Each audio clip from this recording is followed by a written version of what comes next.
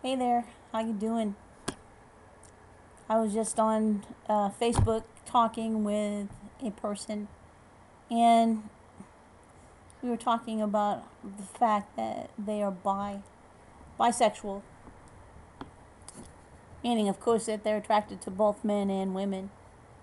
And at the same time, this person was sharing with me how they were celibate for quite some time uh, because of their beliefs in God.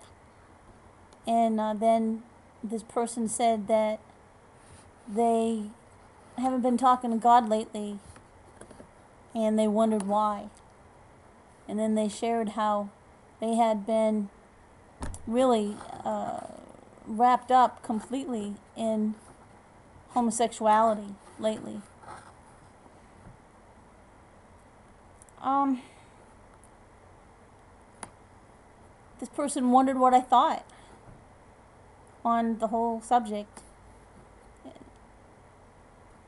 And, what I think doesn't really matter.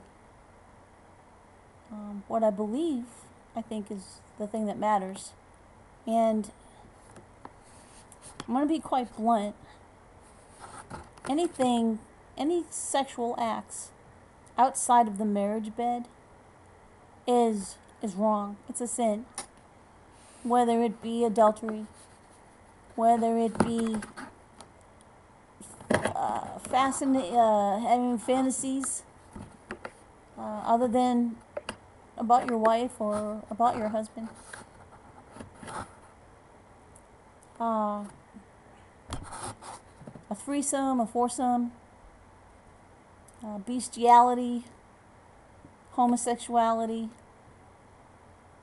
anything that is outside of the scope of covenantal marriage, a marriage between a man and a woman in the eyes of God, is wrong. That's what I believe. So I guess that's what I think. But again, it's not what I think. It's what do you think? When you're having an affair, when you're having a relationship outside of your marriage, whether it be with somebody of the same sex or somebody of the opposite sex, does it really matter what sex they are? No. You see, you're going outside of your marriage vows. You made a vow with that person that it's just the two of you. When you came together, you became one flesh. And nothing is supposed to separate that. You see, a covenantal marriage is the joining of a man and a woman together to become one flesh.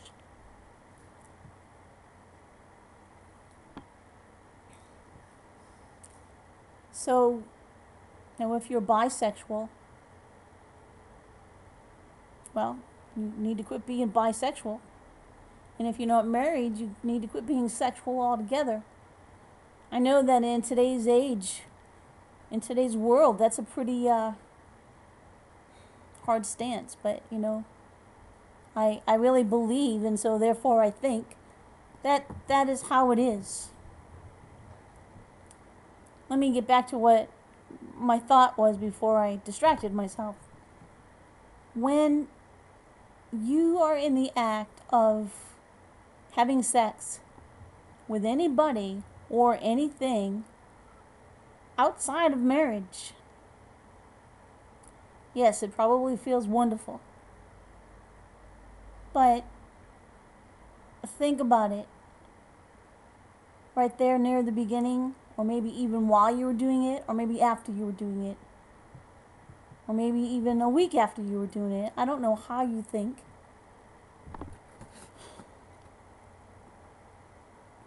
Didn't you feel like that underlying voice in yourself saying to you, Charlene, that's not right. Don't do that.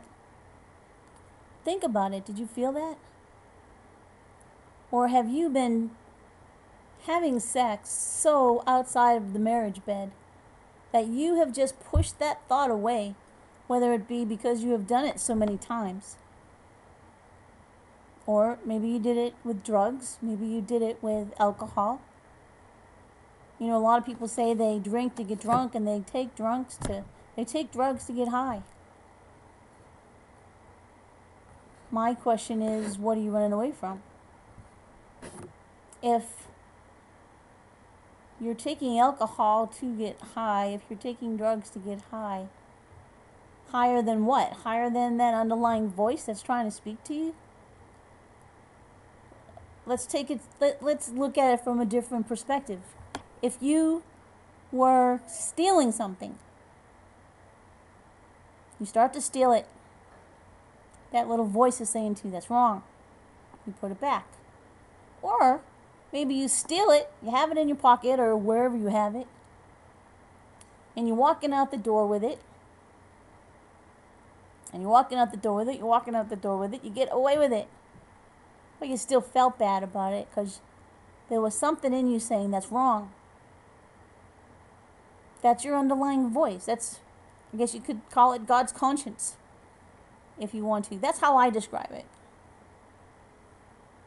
Theologically, that might not be 100% correct. I don't know. That's how I can relate it the best. So, do you receive that when you're having sex outside of the marriage? When you really sit down and think about it. I mean, seriously, think about it. When you're having sex outside of the marriage. Even if you're not married. I know, what an interesting concept, huh? Even when you're not married. Sorry, I'm just trying to get comfortable on this chair. As you can see, it's a little bit higher. It's a little bit taller than I am, the chair. So this thing keeps on popping into my head. I'm over at a friend's house. So, what a concept, huh? That if you don't have a marriage partner, then you can't have sex. That's right. I know it's hard, isn't it? It is very hard. Yeah, believe it or not, I struggle with that myself. And I'll save you, make whatever jokes you want to make. Send them to me, my email address on Facebook. Call me if you want and make a joke about it. I don't care.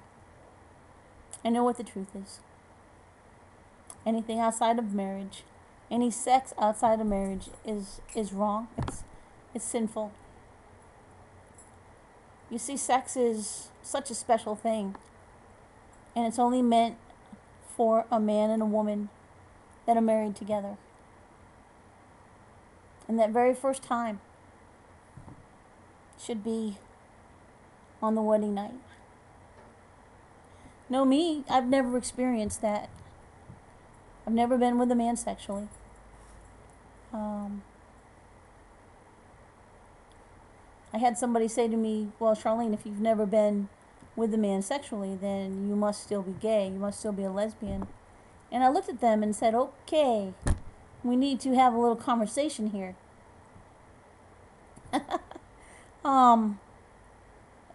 They were saying this to me, and I thought that they realized that I would not have sex with a man unless I was married to him. So, if God has a man out there for me to marry, then so be it.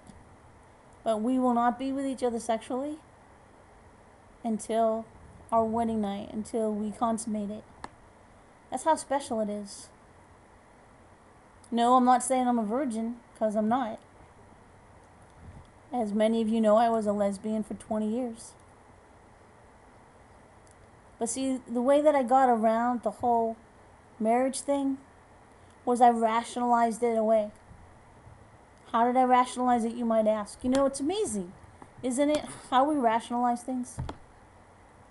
My mom and my dad always told me when I was a kid growing up, they said, Charlene, don't ever be with a man sexually unless you're married to him. So when I was, 18, 19 years old, and I had a lot of sexual feelings, I had to shut myself off to men because that was wrong, because we weren't married. But Mom and Dad didn't say anything about women now. So, some food to think